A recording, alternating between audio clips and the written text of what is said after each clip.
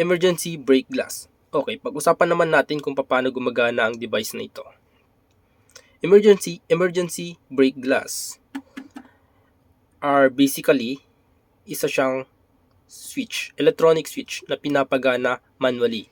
So, madalas natin ito nakikita sa mga buildings and industrial facilities, especially sa mga highly protected area like sa mga UPS room, server room, command center, and sa mga BMS room. Paano nga ba siya naging switch? So, nagsaserve siya as switch in case of emergency. Halimbawa, yung isang room, pagpalagay natin yung ating server room or BMS room. Ito yung mga highly protected area na madalas nakikita sa loob ng building. So, in case na natrap ka sa pinto or nagkaroon ng malfunction yung ating doorknob, pupush lang natin itong emergency brake glass para ma-open yung mga pinto. At in case at that scenario, one at a time lang natin pwedeng gamitin ito. Bakit? Kasi once na pinindot natin ito ay isang glass. Once na pinush natin to, mabibreak yung glass, then ma-activate yung switch sa loob ng ating device. So, meron pang isang paraan paano natin ma-activate ito na hindi natin babasagin yung ating emergency glass. Meron itong manual key na sinusuksok dito sa may baba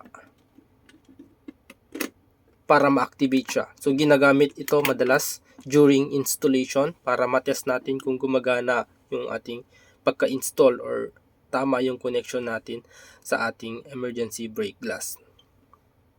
Okay, ano nga ba yung nasa loob ng ating device na to or yung ating switch na ito? So, napakasimple lang yung mechanic nito.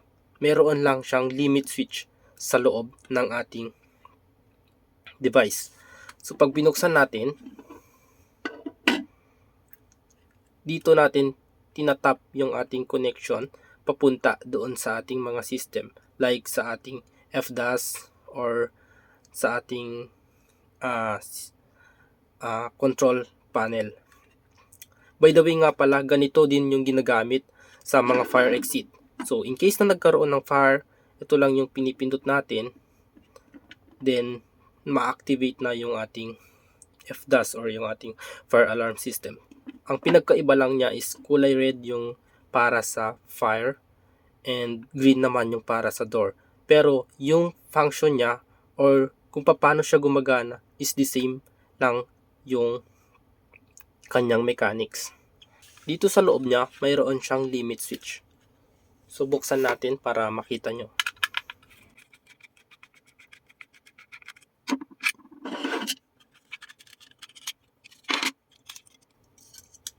Okay, ito yung nasa loob ng ating emergency switch. So, paano nga ba siya gumagana? So, once na pinindot mo itong, once na binasag mo yung glass, automatic na ma-activate yung ating limit switch. Or, halimbawa, manual switch natin gamit yung ating key. Kung mapapansin nyo, tumataas yung glass kaya na-activate yung ating limit switch. Ganun din ang mangyayari pag binasag natin to. Halimbawa, binasag natin to, then nawala siya, automatic na activate yung ating limit switch dito sa baba. So, paano nga ba gumagana yung limit switch? Napakasimple lang yung function nito.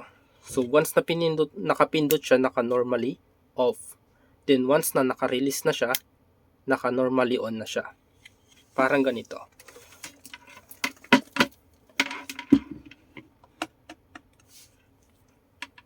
Meron tayo ditong multimeter digital. Then, isa-select lang natin sa continuity. Kukunin natin yung continuity nito.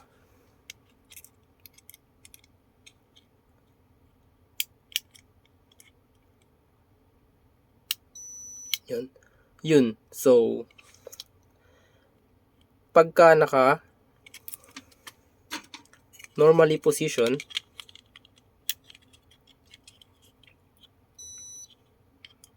yung limit switch natin ay normally off. So once na binasag natin to, nagiging normally on yung ating limit switch.